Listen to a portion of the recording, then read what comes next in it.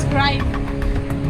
The term criminology is derived from the Latin word crimen, which means judgment, accusation, or offense, and the transliterated Greek word logia, which has come to denote the study of.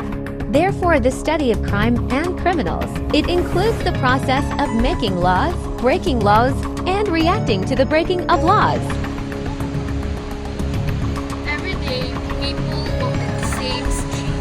We go to school, to work, to the market. For most, it's routine. For some, it's fear. Crime steals more than money. It steals safe, trust, and opportunity. But crime doesn't happen in a vacuum. It grows where opportunities are few, where neighbors don't know each other, and where small problems are ignored. We can change that prevention. Start with the simple things. Lightening our streets, looking out for one another, and giving young people a real chance. With communities, organize crime falls. When we speak early, lives are saved.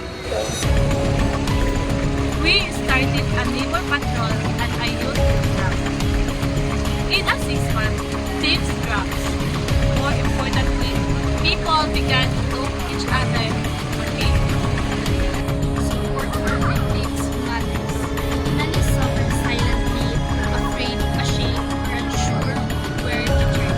Accessible reporting, compassionate responders, and legal help make recovery possible.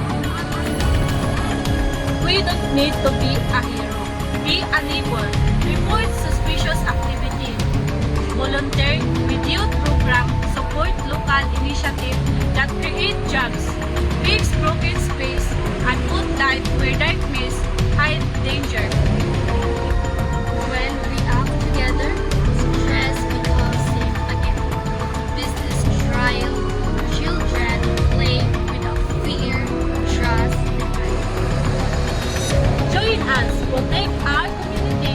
Become safer streets. Mean stronger future for all of us.